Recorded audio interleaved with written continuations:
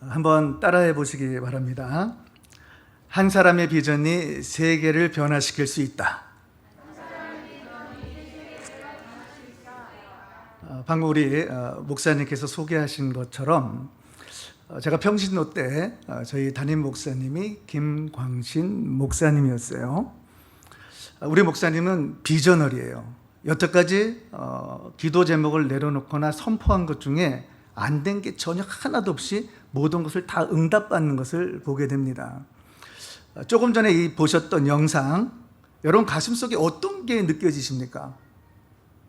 내 가슴 깊은 곳에서부터 성령께서 복음 전하고자 하는 그 열정과 마음을 우리에게 부어주지 않으십니까? 열방을 향해서 가고자 하는 여러분들의 마음이 여러분 가슴 속에서 차고 넘치죠. 그것이 복음이고 그것이 복음의 능력인 줄을 믿습니다. 정말 한 사람이 변하면요, 전 세계가 변해버려요. 1980년 후반에 모스크바가 열렸습니다. 이 모스크바가 열리기 전에 하나님께서 김광신 목사님에게 하루에 4시간에서 6시간을 기도를 시키는 거예요. 근데 목사님 마음에 이 소련 영혼만 생각을 하면 이 불같은 성령께서 일을 하셔가지고 목사님을 사로잡아서 그 영혼을 품고 기도하게 하시는 역사를 일으키는 거예요. 약 그렇게 3년간 일을 하시고 소련이 열렸습니다. 준비된 선교사님들, 또 해외 선교사님, 또 목회자들 모두를 파송해서 소련으로 보냈어요. 불과 5년 만에 2,500개 이상 교회가 세워진 거예요. 목사님이 1994년에 대형 집회를 계획하신 거예요. 중진들을 다 불렀습니다. 장로들을 부르고 담당 선교사들을 부르고 94년도에 모스크바에서 13,000명이 들어가는 집회를 하겠다라는 거예요. 그 얘기를 다 들으니까 사람들이 말씀하는 거예요. 목사님이가 안 돼요. 절대 못해요. 왜 그럴까요? 13,000명이 3박 4일 동안 11끼를 먹는다고 한번 상상해 보세요. 자, 샌드위치를 먹어, 샌드위치. 그러면 한 끼만 먹어도 몇 쪽? 26,000쪽. 토마토를 썰어도, 치즈를 썰어도, 뭐를 해도 어마어마한 양인 거지요. 거기 들어간 막대한 자금들, 또 숙소를 어디서 지금 이분들을 3박 4일 동안 재울 것인가. 여기를 섬길 수 있는 팀 멤버들의 숫자를 대충 계산을 했어요. 그랬더니 한 1,000명 이상이 필요하다는 거죠. 그러니까 전부 다 안 된다는 거예요. 목사님 한마디도 안 하시고 그냥 기도를 하시는데 하루에 6시간에서 8시간을 아무도 만나지 않으시고 기도만 하시는 거예요. 한 달쯤 딱 지났더니 목사님 안 돼요, 못해요 하던 모든 분들이 와서 목사님 한번 해보겠습니다 하면서 다 순종을 시작하더래요. 자, 팀 멤버들을 모아라 했는데 어떤 일이 벌어지냐면요, 미국에서 650명이 가는 거예요. 근데 같은 날 동일하게 도착을 해야 하니까 비행기 편이 안 되는 거야. 기도를 하니까 전세 비행기가 이제 예약을 할 수 있게끔 길이 열려지면서 미국에서 650명이 갔고요, 한국에서 350명, 유럽에서 100명이 가서 1,100명이 13,000명을 섬긴 거예요. 한 사람의 기도, 비전의 기도가 우리의 심령을 울릴 뿐만 아니라 복음의 능력을 나타내서 하나님 가운데서 세계 선교를 이루시는 줄을 믿습니다. 맨 끝에 보면 막 서로 삐안고 울고 있죠. 그 이유가 있어요. 이분들이 4년에서 5년 동안 한 달에 한 성도에게 200불씩 후원을 받은 거예요. 교회가 어렵지만 열악한 지역 가운데 교회가 세워졌지만 이 재정적인 문제를 이제 미국에서, 한국에서, 유럽에서 한 성도가 200불씩 한 교회를 섬겨준 거예요. 근데 후원자가 누군지 모르는 거야.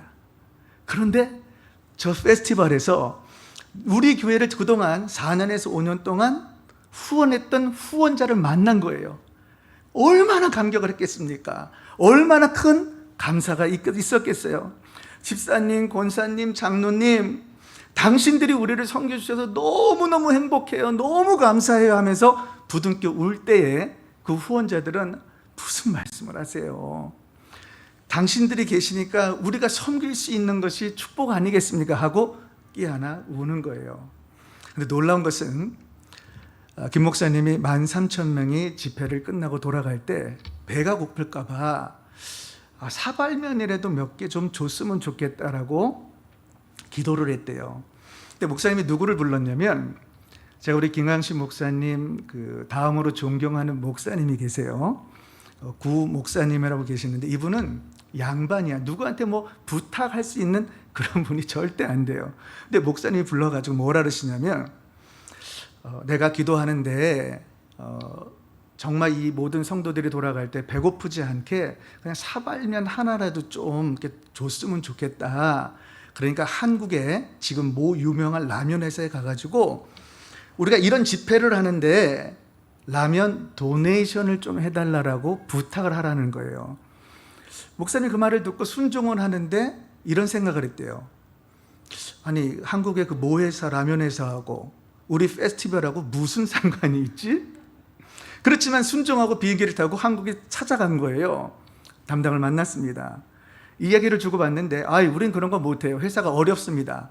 근데 목사님이 갑자기 어디서 용기가 나왔는지 그분에게 뭐라고 얘기하냐면, 만약에 당신이 이 회사가 여기를 서포트 안 하고 도네이션 안 하면 큰일 납니다. 하지만 만약에 도네이션을 주시면은 하나님의 축복이 임할 겁니다 하고 기도를 해준 거예요. 그러니까 이분이 당황을 해가지고 어쩔 줄 모르니까 의논을 해보겠다 그런 거죠. 그리고 돌아가서 목사님도 엎드려 기도만 하는 거야. 죽으라고 기도했대요. 연락이 왔습니다. 몇 개를 도네이션 했을 것 같습니까? 틀려도 괜찮으니까 편하게 한번 얘기해 주세요. 몇 개? 26,000개. 또 5만 개. 또 믿음이 그거밖에 안 돼요. 6만 개를 해줬어요. 6만 개. 이 6만 개는 60피트 컨테이너 있죠. 거기 한가득 사진도 있고요. 결국은 목사님이 기도하신 대로 돌아갈 때 3개에서 4개씩 가져간 거예요. 여러분, 주님은 살아계신 하나님이신 줄을 믿습니다.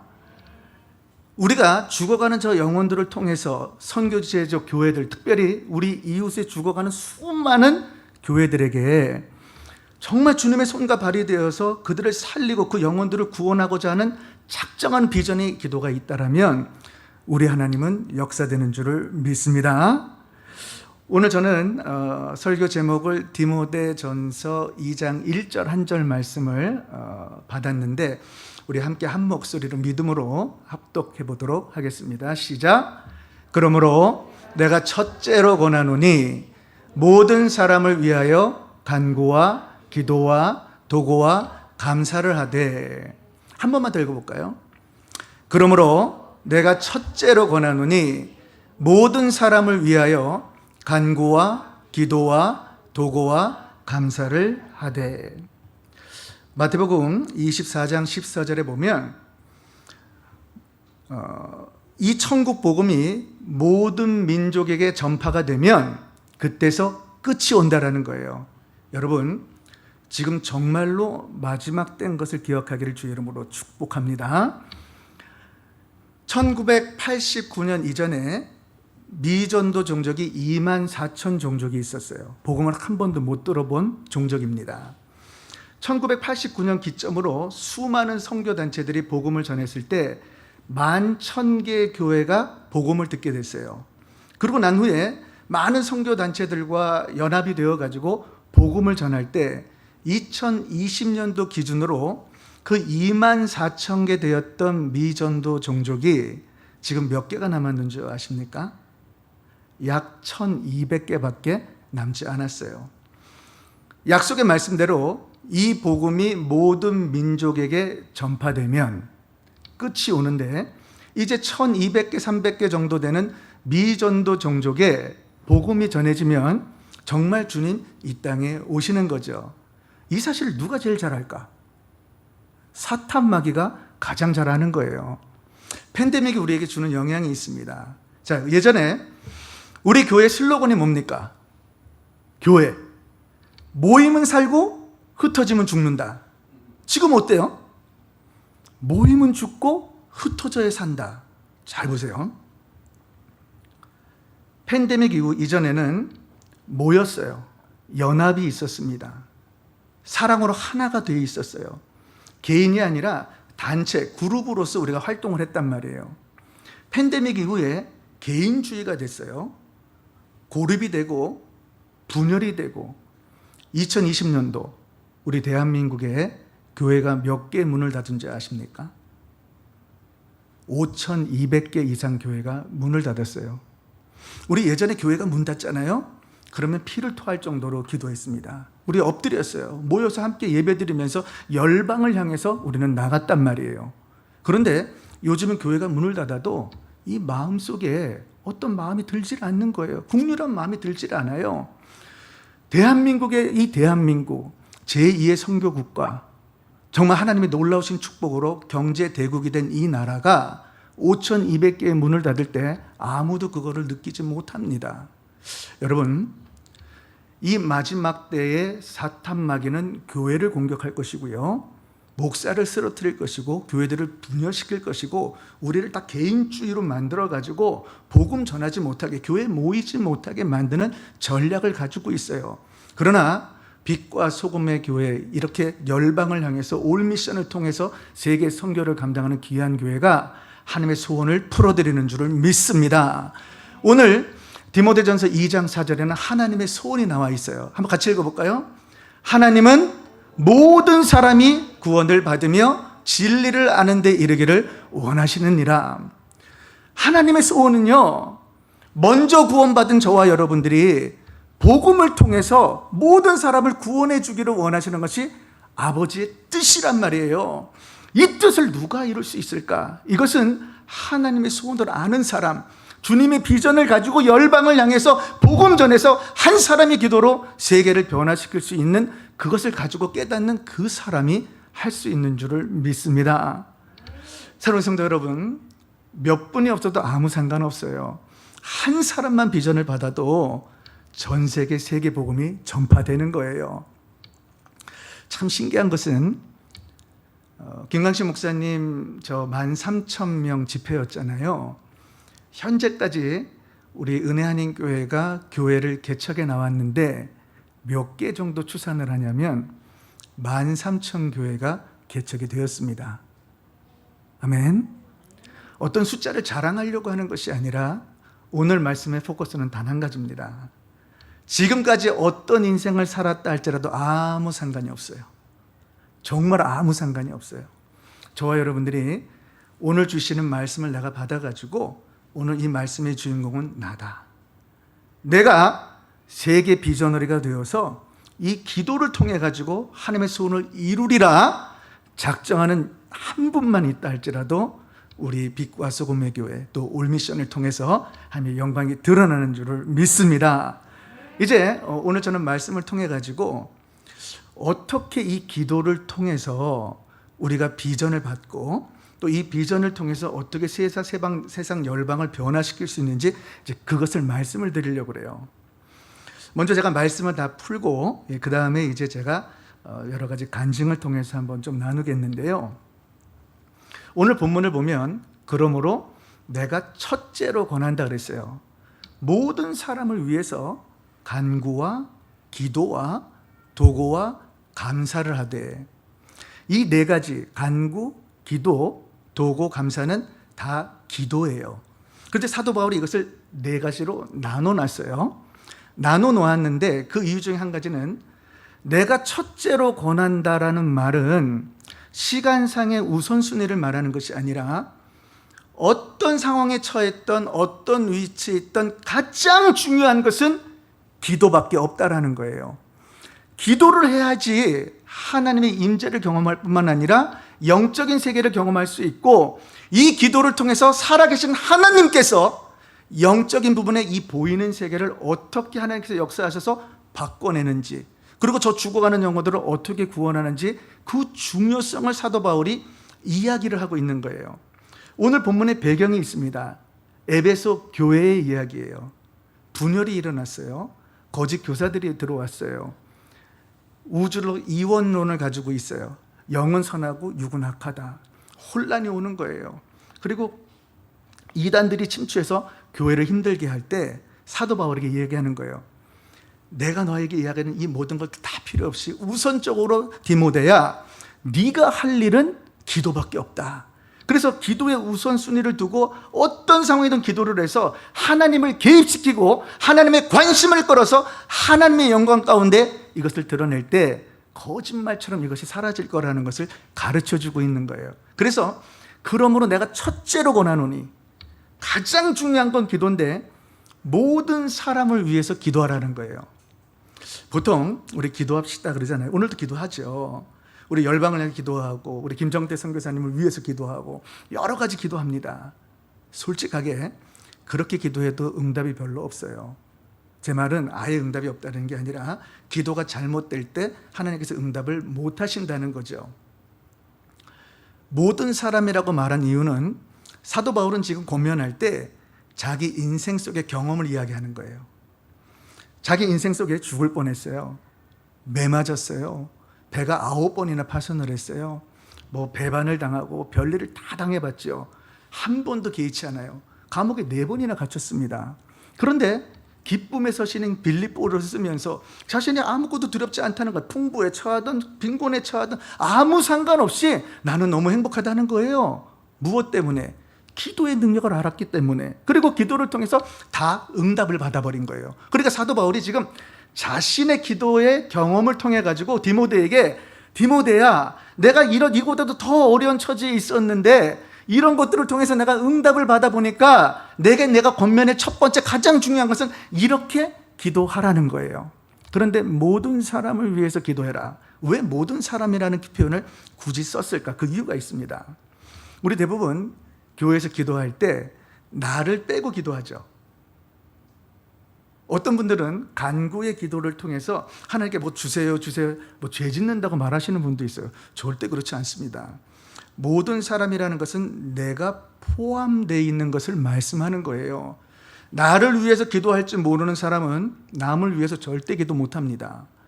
여러분, 기도 제목 응답받을 때 얼마나 신납니까? 우리 제일 처음에 주님 만났을 때 진짜 예수님 계시네, 살아계신 예수님, 말로만 듣던 그 예수님, 사랑의 예수님이 내 가슴속에 성령으로 들어오셨어요. 기쁨이 충만하니까 막 복음을 전하지 않고서는 막 미치겠는 거예요. 그런데 말도 안 돼, 막 생각만 해도 응답을 막 받지 않았습니까? 그때 가만히 보면 주님 앞에 내 기도를 드렸단 말이에요. 근데 그런 기쁨이 사라진 후에 교회 공동체 생활을 할 때 우리는 열방을 향해서 기도를 시작하죠.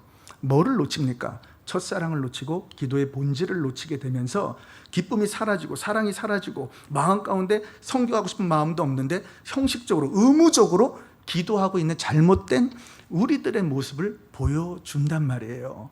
그래서 사도 바울이 디모데야, 먼저 우선적으로 가장 중요한 것은 너를 위해서 기도하고 내가 가르쳐준 이 4가지 기도가 그대로 될 때, 그리고 그것이 응답이 될 때 너는 드디어 비전어리가 되어서 모든 사람을 위해서 열방을 향해서 세상을 변화시킬 수 있다는 것을 말씀하고 있는 거죠.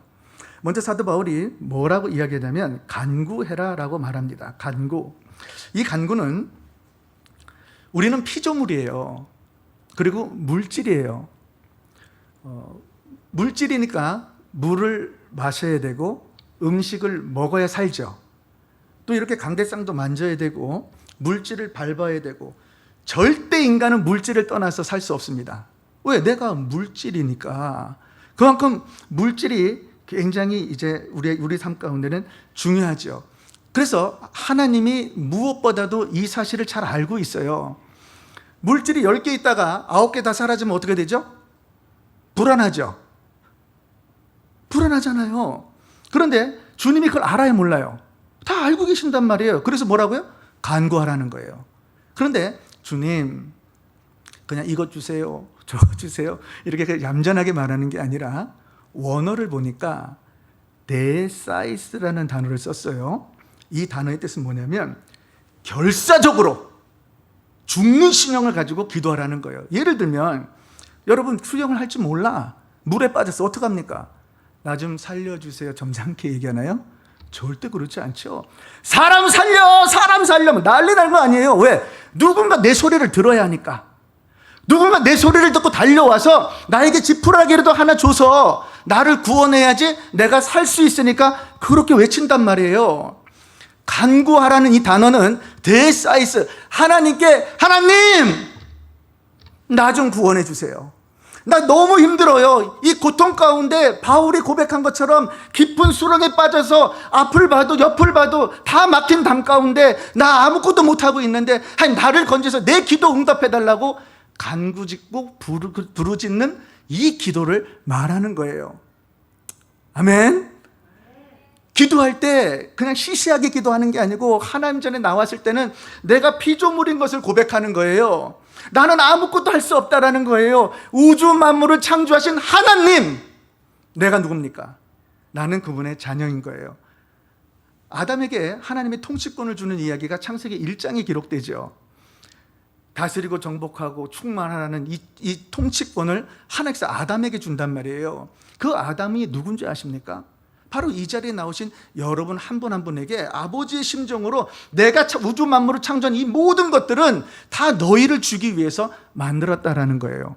우리는 이 세상에 살아갈 때 너무나 많은 기도 제목이 있어요. 병치료를 병에 대한 응답을 받아야죠. 물질에 대한 응답을 받아야죠. 여러 가지 기도 제목 가운데 응답을 받아야 되는데 결사적으로 하나님 앞에 기도해 본 적이 없는 거야. 기도를 해도 응답을 받아도 정말 그것이 하나님으로부터 왔을까?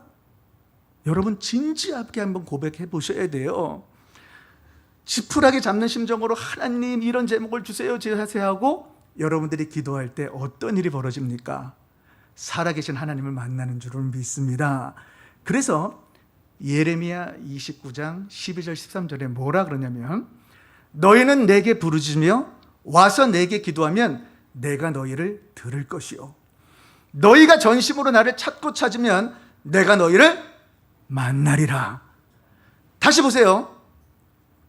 하나님을 만나는 방법은 하나님이 나를 찾아오는 것이 아니고 너희가 내게 와서 부르짖으면 내가 너희 부르짖음을 들을 것이고 너희가 전심으로 나를 찾고 찾으면 이 말은 하나님은 살아계신 창조주 하나님뿐만 아니라 우주 만물을 창조하셨고 나를 창조하셨고 그 창조주 하나님이 하나님의 섭리 가운데 뜻이 계셔서 나를 부르시고 나를 택하신 그 사실을 알고 전심으로 여러분들이 주님 앞에 엎드리게 될 때 우리 주님은 만나 주실 뿐만 아니라 하나님은 전지전능하시기 때문에 어떻게 돼요? 모든 기도가 응답되어지는 줄을 믿습니다. 특별히 오늘 말씀 가운데 이렇게 말씀이 선포되었어요. 하나님의 말씀은 살았고 운동력이 있어 좌우의 날선 어떤 곤바다도 예리해서 우리의 혼과 영과 육과 관절 모든 걸 찔러 쪼개게 하자고 마음 생각 다 잡아버린다는 거예요. 여러분 말씀의 능력을 믿으십니까? 그러면 예수님의 성육신과 우리에게 기도의 특권을 통해서 부르짖고 기도하는 저와 여러분이 되어질 때에 우리는 응답받을 뿐만 아니라 내 삶 가운데 기쁨이 충만해지는 거죠. 그래서 우리가 할 일이 있어요. 주님 앞에 오게 되면 절대 어른 흉내만 내지 않으면 되는 거예요. 우리는 주님 앞에 자녀의 자녀. 우리가 여기 꼬마들 왔다 갔다 하잖아요. 우리 자녀잖아요. 저희 아이가 내가 있는 것을 해서 떼를 쓰게 될 때 맥도날드 가가지고 프라이 사줘 하고 누워지면 어떻게 됩니까? 혼내기도 하지만 대부분 100이면 100 다 사주게 돼 있다고요. 똑같은 원리인 거예요. 그래서 여러분들이 사도 바울은 이야기하는 것이 자신에 대한 기도를 응답받지 못한 사람은 두 번째 단계인 기도로 못 간다는 거예요. 그러니까 우리가 진정한 기도가 되기 위해서는 이 간구가 무엇인가를 먼저 알아야 되는 거죠. 저는 한번 이제 모든 게 기도가 응답이 되는 거예요. 너무 신기하게. 그리고 생각만 해도 응답을 받으니까 막 신기하잖아요. 그래서 제가 어떤 것을 해봤냐면 하루는 전화기 녹음기를 틀었습니다. 그리고 내가 기도를 어떻게 하는지 그걸 다 녹음을 했어요. 1시간, 2시간 기도를 하고 제가 그거를 들어왔습니다. 이야, 내가 놀라운 거 하나를 발견했어요. 그걸 들어보니까 내가 하나님이라도 내가 응답할 것 같아. 정말이에요. 얼마나 간절하게 기도를 하는지 그 이유가 있습니다. 저를 잠깐만 주목해 주세요. 자, 기도하려 그러면 이렇게 하죠. 그죠? 자, 이 말은 멈췄다는 거예요. 다시 이야기하면 예배를 드려가도 기도합시다. 예배를 멈춰야 돼요. 공부를 하다가 식사를 하다가 무슨 일이라도 나 기도해야지 그러면 내 거를 멈춘 거예요. 이 말은 다른 말로 표현하면 내 거를 포기한 거야. 맞습니까? 하나님은 우리들의 포기를 보시는 거예요. 서렌더한 거예요. 그걸로 기뻐하세요. 그렇지만은 하나님이 보이지 않으시기 때문에 그분의 믿음을 표현하는 방법이 바로 데사이스, 부르짖고 기도하는 거예요. 이 행동이, 이 모습이 하나님 보시기에 살아계신 것을 인정하고 믿음으로 나왔기 때문에, 그리고 말씀의 능력을 믿었기 때문에 나의 모든 필요를 다 채워줄 수 있다 하시고 그거를 보여주시는데, 나는 멈춘 것밖에 없어. 무릎 꿇은 것밖에 없어. 내 환경은 지금 망에 자빠지고 있는데, 안 좋은 상황에서 다 있는데, 병으로 쓰러졌는데 일어나야 되는 거예요. 회복을 해야 되는 거예요. 그러면 하나님 살아계시면 뭘로 보여줘요? 사업이 일어나면 되는 거 아니에요? 병든 자가 일어나면 되는 거 아니에요? 자, 안전뱅이가 예수님 만나기 전에 어떻게 됐어요? 안전뱅이였어요. 예수님 찾아와서 만났어. 어떻게 됐어요? 정상인이 됐어요. 자, 예수 중심으로, 기도 중심으로 비포 앤 애프터를 가만히 보시기 바라요. 우리 장창영 목사님 정말 훌륭하신 목사님이세요. 개척하셔가지고 15년, 16년 동안 이 모든 여정과 노는 이야기를 들었습니다. 굉장히 기뻤어요. 그렇게 교회가 건강하게 또 세계 선교에 영향을 주는 이 귀한 교회, 목사님 무엇으로 오셨을까? 기도로 왔단 말이에요. 근데 그 개척할 때와 지금의 모습을 한번 비교해 보시기 바라요. 그 간절함과 그 기도를 통해서 분명히 개척했을 때 몇 명 안 돼가지고 언제 어떻게 될까? 근데 지금 세계 선교에 영향을 주고 있는 귀한 교회잖아요. 그 축복을 누가 받아 누립니까? 누가 받아 누리죠? 성도 여러분이 받는 거예요. 그래서 하나님, 교회에 주신 이 비전을 나에게 주세요. 그거를 목숨 걸고 기도할 때 우리 하나님께서 역사하시는 줄을 믿습니다. 저는 미국에서 거의 한 20년 동안 불법 체류자로 있었어요. 그리고 5년 동안 추방 재판에 있었습니다. 근데 제가 왜 추방 재판을 가게 됐고, 인생사를 다 말씀드릴 수는 없지만은 상처투성이었어요. 가진 것 아무것도 없고 할 줄 아는 것도 없고, 그러다가 이제 제가 할 수 있는 것은 그냥 술 마시고 세상적으로 그냥 호랑방탕하게 노는, 그게 제 이제 20대 인생이었습니다. 근데 결혼은 또 일찍 했어요. 일찍 해가지고 가장 고통받는 사람이 제 아내였죠. 우리 아내가 도저히 저랑 못 살겠다는 거예요. 그래서 어떤 사건들은 있었는데 제 아내가 우리 애를 데리고 없어졌어요. 그래서 6개월 동안 이제 서로 만나지 못하는 이런 이제 상황이 돼버렸네요. 나중에 미국에서 전화가 왔어. 근데 저희가 그때 어떤 일들 때문에 미국에서 영주권을 그 전에 신청했다가 사기를 당해가지고 이 서류를 잘못 넣어서 일평생 저희 집안은 우리 자녀까지 미국을 못 들어가는 블랙리스트에 올라갔단 말이에요. 블랙리스트에 올라갔는데 아내하고 애가 6개월 후에 LA에 있다고 전화가 온 거예요. 기가 차지 않습니까? 그래서 제가 어떻게 갔냐고 물었더니 카나다를 통해서 미립국을 했다는 거예요. 누구 여권을 빌려가지고 국경을 넘었다는 거예요. 근데 당시 제 아이가, 첫째가 4살이었거든요. 너무 보고 싶은 거야. 그래서 제가 정말 잘못했으니까 내가 잘할 테니까 나오라고. 안 산대요. 그래서 제가 빌고 했더니 아내가 하는 말이, 정말 정신 차릴 거면 저보고 오라는 거예요. 내가 비자가 없는데 어떻게 가냐. 그랬더니 이제 이걸 넘겨주는 브로커가 있다는 거예요. 그래서 제가 25년 정도쯤에 미국에 미립국했습니다. 말로만 듣던 산골짜기를 건너고 옥수수밭을 건너가지고 강 건너고요. 정말이에요. 그렇게 안 보이죠? 정말 인생에요. 이런 암흑이 없어요. 미치겠는 거예요. 돈은 하나도 없어. 그렇게 미국에 갔는데 어느 날 누가 날 툭 쳤는데 경찰이야. 내가 잡혔구나 생각 간이 덜컹하는 거야. 그때 저한테 시간이 몇이냐고 묻더라고요. 아무튼 사람이 죄 짓고는 못 사는 일들이 되어진단 말이죠. 그래서 그렇게 살아갔던 저 인생 속에 약 19년 조금 넘게 불법 체류자로 있으면서 5년 동안 추방 재판에 있었습니다. 그런데 저는 이제 설거지, 그러니까 디시워시도 하고 웨이터도 하고 먹고 살아야 되니까 그러다가 정말 죽어버리려고, 아무것도 할 수 없으니까 죽어버리려고 정말 한 거예요. 그런데 제 친구 하나가 어느 날 어디를 갔다 오더니 눈물을 질질 흘리면서 저에게 원재야 주님이 살아계셔서 눈물을 막 흘리는 거예요. 매일같이 술을 먹던 친구가 어느 날 갑자기 한 일주일 안 봤는데 바뀌어가지고, 우린 교회도 안 다녔거든요.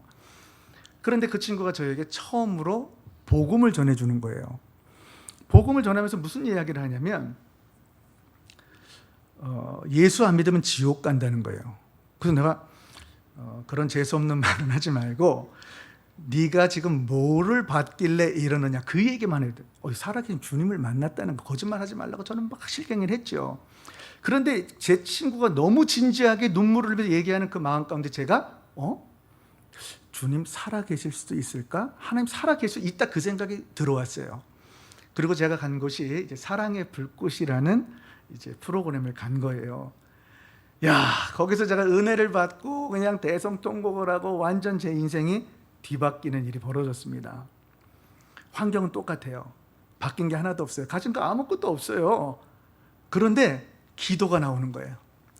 하나님이 다 하실 것처럼 기도가 나오는 거예요. 그 기도 가운데 모든 기도를 응답받는데 딱 한 가지만 응답을 못 받았습니다. 그게 뭐예요? 영주권. 이제 그 미국에서 합법적으로 살 수 있는 분이 없는 거죠. 그런데 이제 기도를 하다가 제가 7년쯤 됐을 때 주님이 저에게 네가 목사 안수를 받는 해에 영주권을 줄 거라는 감동을 주시는 거예요. 나는 평신도인데 주에 좀 꿈에도 생각을 안 했죠. 그리고 19년이 지난 해에 제가 안수를 받는 거예요. 그 해에.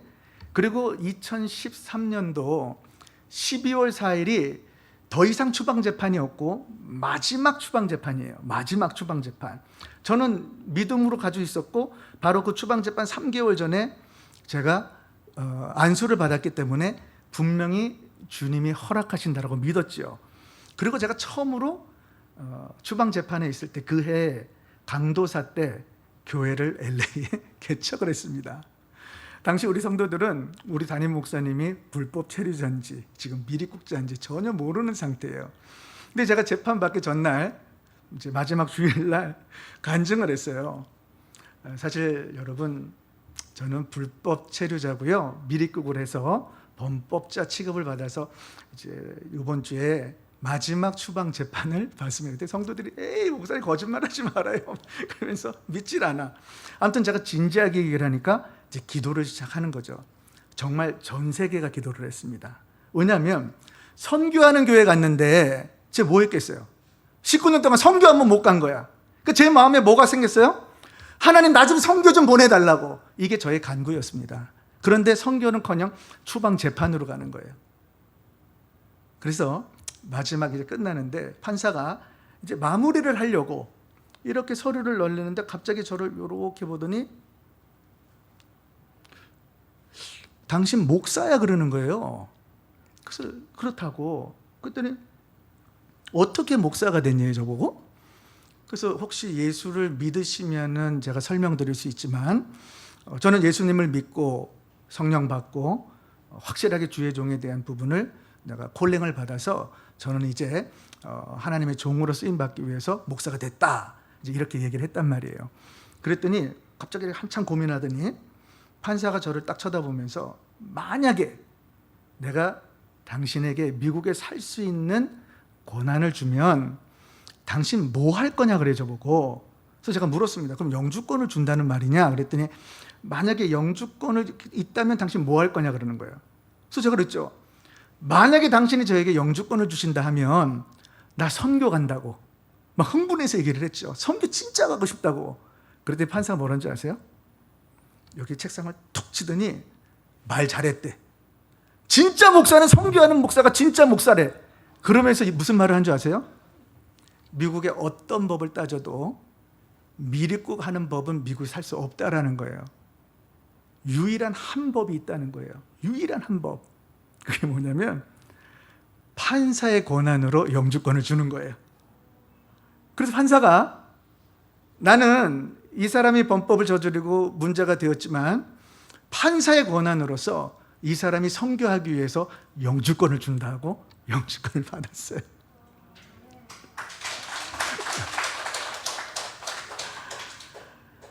어떤 소설 같은 이야기지만 저에게는 현실이었습니다. 어떤 일들 가운데 하나님이 하지 않으시면 할 수 없는 일을 기도한 것밖에 없어요. 그리고 제 마음에는 열방을 향해서 기도한 거 외에는 없단 말이에요. 그런데 하나님께서 이제 드디어 선교하는 목사를 쓰기 위해서 저를 택해 주시고 정말 기적같이 영주권을 받은 거예요. 저는 그때부터 약속을 지키고 어떻게 한지 아세요?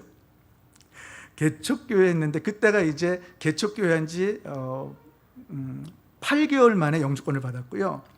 이제 10개월 됐을 때 영주권이 날라가 와가지고 처음으로 선교를 간 것이 터키하고 모스크바였어요. 그 이후에 목사님 선교 마음껏 가세요. 이제 영주권이 있으니까 기적같이 받았으니까 했는데 제가 1년에 몇 번을 갔는지 아세요?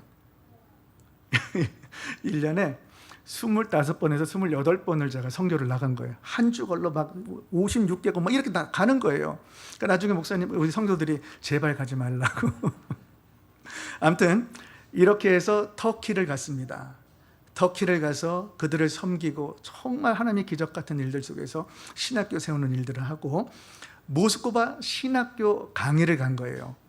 이제 첫 번째 신학교 강의를 가서 그들과 함께 이제 말씀을 나누고 이렇게 하는데 제 마음 가운데 너무 기쁨이 충만해지는 거예요. 강의가 다 끝났습니다. 저도 막 너무 은혜를 받았어요. 끝나고 나서 마지막 아침 식사를 하는데 김광신 목사님 네 분 앞에 계시고 저 있고 그 당시 저희 이제 그 개척한 지 10개월 만에 저희 성도들이 40몇 명이었는데 10명이 저하고 함께 선교를 간 거예요. 그러니까 25% 많이 간 거죠. 그렇게 와가지고 이제 이렇게 하는데 목사님이 돈을 신문지에 싸서 선교사님을 주시면서 내가 돈이 모자라 가지고 이거밖에 못 가져왔다 그러면서 선교 그 신학교 건물 옆에 땅을 사야 된다라고 이야기를 하시는 거예요. 근데 돈이 모자라더라고요. 저를 이렇게 쳐다보면서 이 모자란 거 조 목사가 하라고 이래요. 그래서 제가 이제 개척교회니까 당시 저희가 뭐 돈이 한국 돈으로 200만 원도 없는 재정인데 갑자기 3만 5천 불이니까 그러니까 3만 5천 불을 하라는 거죠. 그래서 저는 이제 아멘 하려고 그러는데 우리 성도들이 옆에 쭉 앉아 있었어요. 근데 나한테 우리 옆에 그 재정하시는 집사님이 있었는데 나를 툭툭 치더니 목사님, 얼마나 창피한지 돈 없다는 거예요. 그래서 제가 이거 보면서 야 진짜 믿음이 그냥 아멘 해도 되는데 근데 목사님 그걸 다 보고 계셨어요. 그래서 제가 목사님 믿음으로 하겠습니다. 아멘 이렇게 했어요. 그때 목사님이 또 한술 떠가지고 그런데 여기 지금 다다음 주에 이분들이 그 졸업을 하고 아우리지 한 달을 보내야 되는데 거기 또 2만 불이 필요하대요. 그것도 하라는 거예요. 그럼 얼마에다? 5만 5천 불이죠. 그러니까 전부 다 벙 쪄가지고 다 쳐다보지만 저는 믿음으로 아멘을 했습니다. 아멘하고 돌아가는 비행기에서 기도를 하는 거예요. 하나님 기적을 보여주세요. 그리고 하나님 정말 저를 선교하는 목사로 택하셨으면 나에게 표적 하나만 보여주세요. 딱 그랬는데 주님 뭐라 하시냐면 이제 1년 된 창립 예배에서 너는 단위에 서가지고 선포하라는 거예요. 그래서 제가 1부 예배 때 뭐 한 10명 나와가지고 선포했어요. 2부 예배 때 성도들 오셔가지고 이제 선포하고 오후 4시에 창립 예배를 드리는 거예요. 이 창립 예배를 드릴 때 김광신 목사님, 뭐 한경 목사님, 이제 교단 목사 다 오셨어. 그래가지고 한 200명 정도 들어가는 이제 성전에서 다 오셔가지고 앉아가지고 예배를 드렸단 말이에요. 선포했죠. 하나님께서 이 감동을 주셔서 우리 교회는 개척교회라서 돈이 없는데 5만 5천 불이 필요합니다. 하지만 하나님께서 선포하시면 하시겠다고 하셨으니까 저는 선포합니다고 했어요. 그 식사를 이제 대접을 하고 다 끝났습니다. 1부, 2부, 이제 창립 예배 3번 예배를 드렸잖아요. 누가 어떻게 왔는지 몰라. 그리고 이제 다 끝났어요. 저기서 재정 집사 둘이서 막 그냥 뛰어오는 거예요. 목사님, 목사님. 저는 그때 알았습니다. 하나님 하셨구나. 그분들이 오셔가지고 목사님! 기적이 일어났어요. 얼마가 헌금 나온지 알아요? 얼마 나왔을까? 얼마 나왔을까? 정확하게 5, 5, 0, 0, 0 5만 5천 불이 나왔어요. 박수 쳐야 되지 않나요? 너무 신기하지 않아요? 아니 몇 명이 얼마를 들지 우리가 어떻게 알아요? 그거를 모르잖아요. 이부도 누가 얼마를 들지 우리가 어떻게 알아요? 모르는 재정 집사만 아는 거죠. 근데 자기들이 다 계산을 해가지고 딱 맞췄는데 합계가 5만 5천 불 정확하게 나왔다는 사실입니다. 여러분, 우리가 영혼 살리는 일, 비전의 간구는 하나님께서 살아 역사하심을 보여주시는 거고요.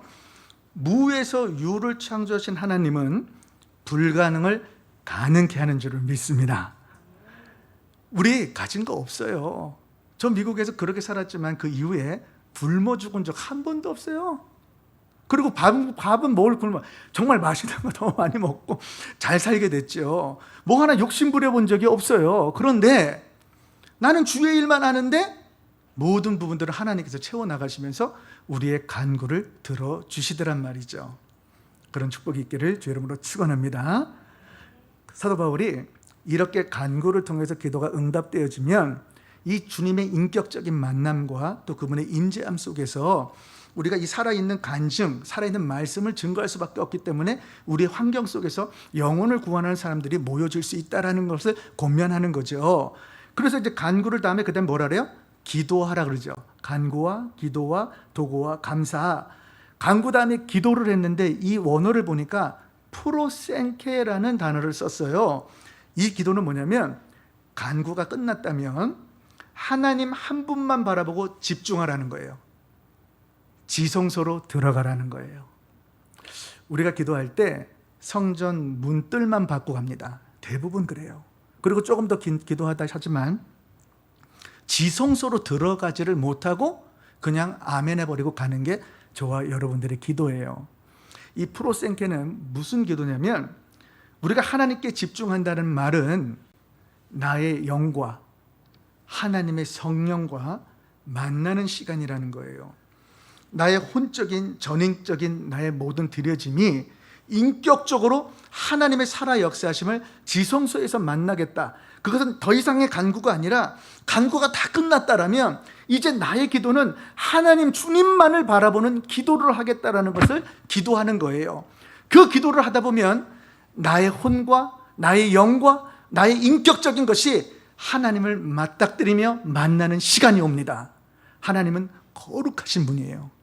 그 거룩하심 앞에 죄인이 들어갈 때 그 거룩함이 조금이라도 우리에게 비춰지게 될 때, 하나님의 거룩하심이 우리에게 비춰지게 되면 입에서 무엇이 나와요? 하나님, 나는 죄인이에요. 이사야가 우시아 왕 죽던 해에 성전에 들어갔어요. 성전에 들어갔는데 거기서 천사들의 스랍 천사들의 창화하다 하나님의 영광을 봤단 말이에요. 그 영광을 해서 인격적으로 만났을 때, 지성소로 들어갔을 때 그의 입에서 무슨 이야기가 나옵니까? 천사가 화전의 단을 가지고 숯에 입을 댔을 때 내가 망하게 되었다, 나는 죄인이라는 회개를 하잖아요. 회개를 통해서 그 다음에 주님이 뭐라 그러세요? 그 사명을 주실 때 나를 위해서 누가 갈 거일 때 이사야 보고 가라고 한 것이 아닌데 회개가 되어지니까 주님을 만나니까 하나님의 뜻이 나에게 어떻게 들어오는지 그 계획을 알고 있으니까 주님 나를 보내소서라고 말하고 있는 거죠. 여러분, 간구할 수 있는 기도 아무리 많이 해도 30분 이상 안 돼요. 여러분 필요한 걸 다 한번 구해보세요. 다 구해도 30분 걸리지 않습니다. 다 끝났으면 이제 지성소로 들어가서 주님을 만나는 기도를 할 때, 엎드려 기도할 때 내가 내 입에서 진정한 회개가 나올 수 있는 그 기도를 통해서 기도를 하다 보면 드디어 우리 가슴판에 뭐가 새겨지는 줄 아세요? 십자가가 들어옵니다. 왜 예수께서 성육신 하셨는가? 인카네이션, 그 성육신을 통해서 하나님이 인간이 될 수밖에 없는 이 죄악된 세상에 들어올 수밖에 없는 그 예수, 그리고 그분이 대속의 죽음으로 그분의 보혈을 흘려야 우리 인류의 죄를 대속할 수 있었기 때문에 그 보혈을 흘리기 위한 십자가가 깨달아질 때 조롱을 받으셨어요. 뺨을 맞으셨어요. 죄인들의 손에서 침뱉음을 당했어요. 가시면류관을 썼어요. 40대의 채찍을 죄인의 손에서 맞아서 사각피가 탁 터져 나갔습니다. 거기에 3개의 못이 박혀서 십자가에 달려있는 그 예수가 우리 가슴판에 들어올 때, 그때 비로소 하나님의 뜻이 나에게 흘러 넘치게 되는 거죠. 여러분, 간구 마음껏 해서 여러분들의 삶 가운데 기도를 응답받기를 주 이름으로 축원합니다. 그 응답을 받고 주님 앞에 오게 되면 이제 사명을 받을 때 바로 비전이 그 순간에 들어오는 거예요. 저는 우리 김광신 목사님이 이렇게 펼친 일 가운데 13,000개 저 교회 중에 수많은 교회들이 어렵습니다.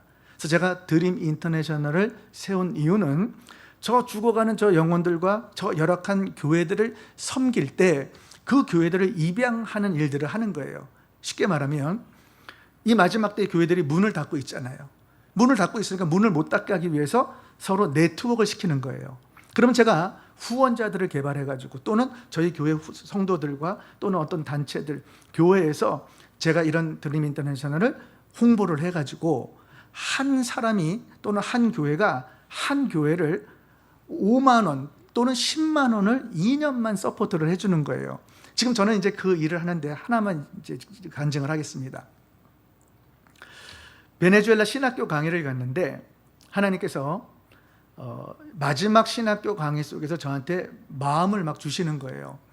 감동을 막 주시는데 하나님이 저들에게 오병이어를 받기를 원하신다는 거예요. 근데 제가 그 신학교 강의 갈 때 저희 교회에서 10,000불을 이제 지원해 주려고 했는데 교회가 재정적으로 너무 어려워가지고 3,500불만 지원을 해주고 6,500불 지원을 못했어요. 떠나기 2주 전에 계속 기도를 하는데 응답을 안 해주시는 거예요. 어느 누구의 손길도 주질 않으시는 거예요. 그래서 제가 기도하고 있는데 주님이 마음에 너 차 있잖아 이렇게 감동을 줘요.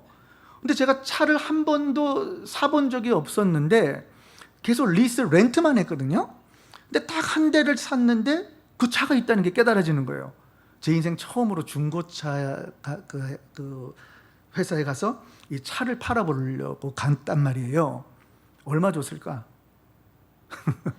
제가 너무 숫자로 뭐 연연하는 그런 게 아니지만 얼마 줬을까요? 6,500불 줬어요. 정말로 정확하게. 그 얘기 하지 않고 왔단 말이에요. 강의를 하는데 저들의 오병이라는 거예요. 자, 저들이 한 달에 월급이 얼마인 줄 아세요? 1불 50이에요. 그 오병이를 받으면 도대체 뭘 받으시겠다는 거예요. 80명의 목사님과 사모님, 40개의 교회 목사님, 사모님들이 앉은 베네수엘라 1기 신학생들이었거든요. 근데 제가 이 말을 전하는데 그렇게 통곡이 되어지고 눈물이 나기 시작합니다. 그 눈물과 통곡 속에서 그들에게 그대로 얘기했는데 기도를 시작하는데 전부 다 통곡바다가 됐어요. 그러면서 제가 누구든지 성령에 감동되는 대로 드릴 수 있는 거 드려라 하고 나오라 그랬습니다. 처음에 등치가 이렇게 크신 목사님이 나왔어요. 마이크를 드렸더니 팍 떨어. 왜 그러냐면 이분이 지금 오토바이가 전 재산인데 이거 하나를 드리면 10분 만에 갈 걸 1시간 만에 가야 하거든.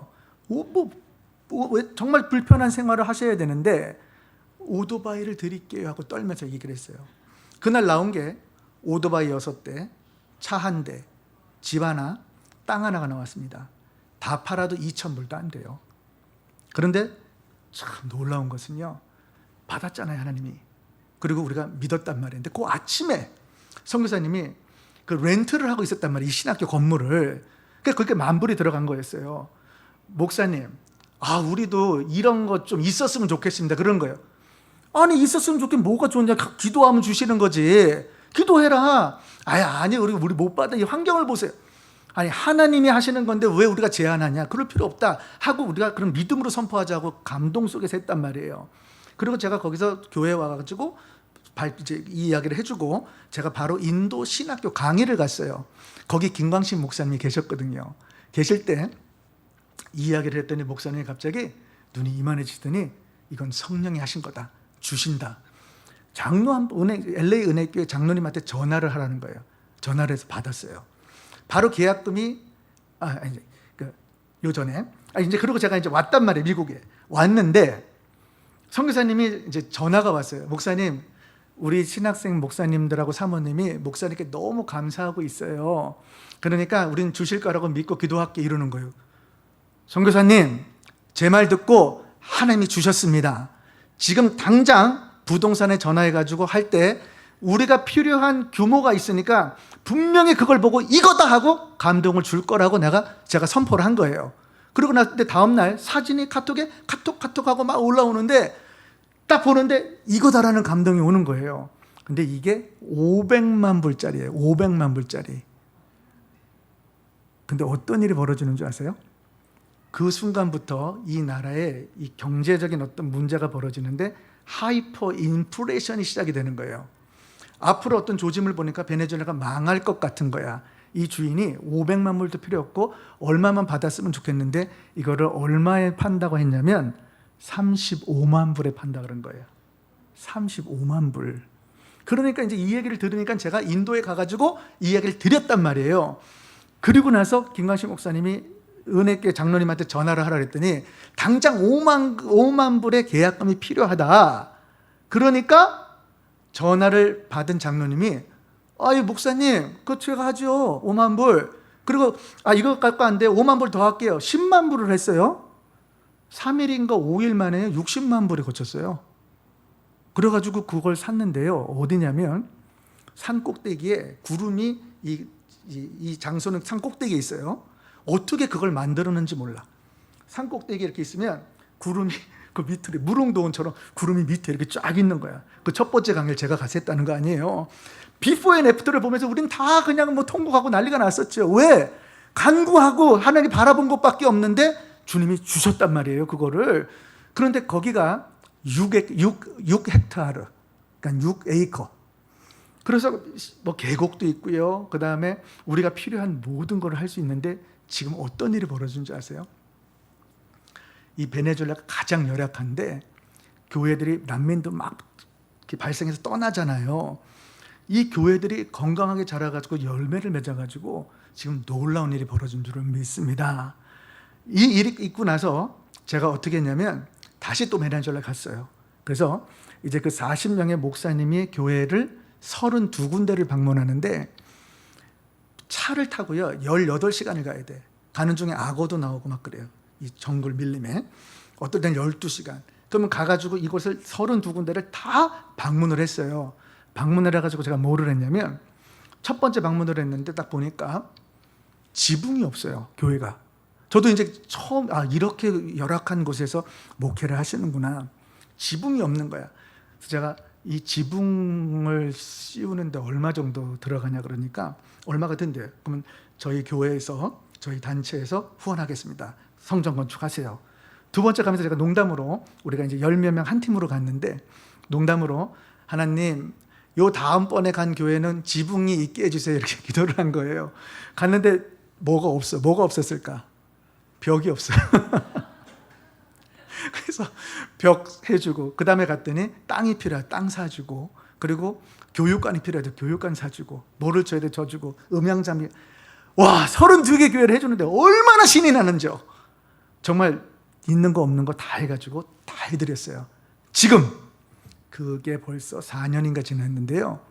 그 모든 교회가 너무너무 건강하게 잘 자라서 서로 네트워크를 해가지고 전 세계 가장 열악한 교회 중에 다 문을 닫고 있는데 그 교회들이 문을 안 닫는 거예요. 여러분, 하나님은 신실하신 하나님인 줄을 믿습니다.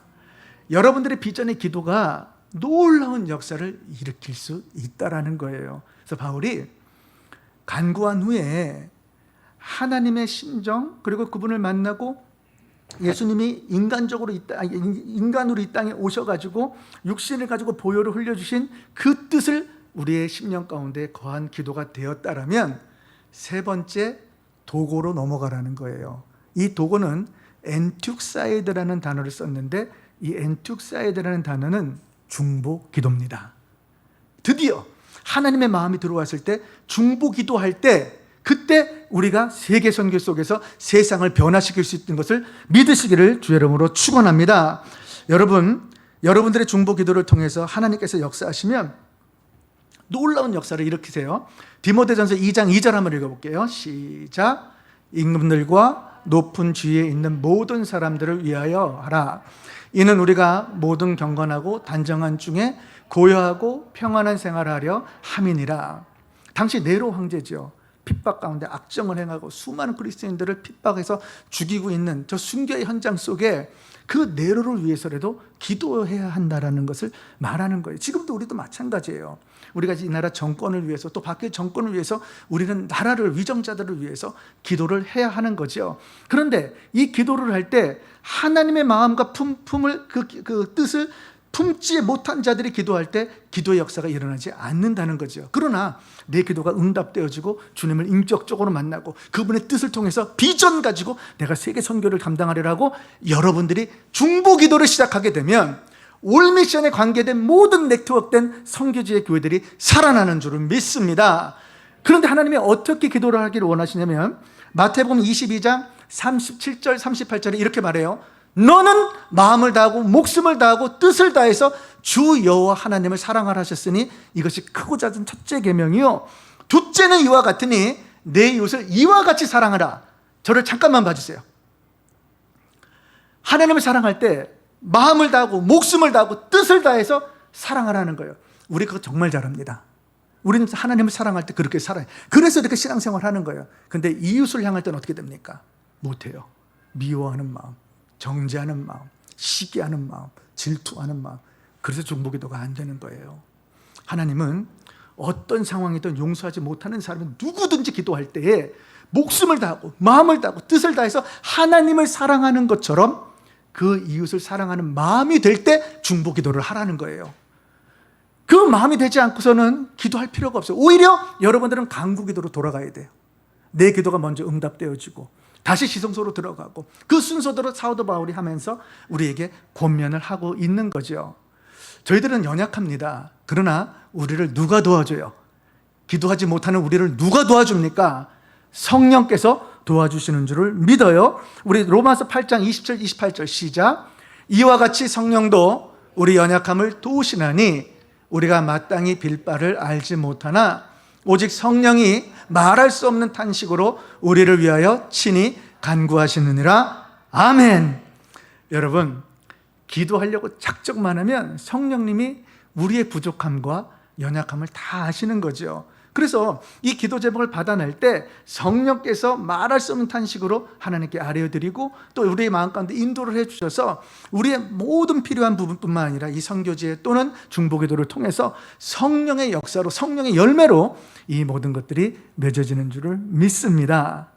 이제 빗소교회 그리고 올미션을 통해서 여러분들이 간구해서 여러분 성도들이 오늘 이 말씀을 붙들고 간구기도 하세요. 그거 응답받을 거 아니에요. 그 기쁘니까 서로 막 간증시하고 막 나갈 거 아니겠어요? 성령의 역사가 일어났지 않았습니까? 이제 여러분들이 할 일은 주님의 지성소로 들어가서 주님만 바라보고 기도를 하는 거예요.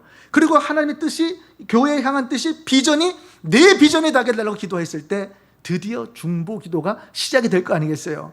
자, 중보기도를 시작했습니까? 하나님, 과테말라, 베네수엘라, 쿠바, 아르헨티나 이렇게 기도를 하는데 응답받기 시작하는 거예요. 그럼 마지막에 우리가 무슨 기도가 나와요?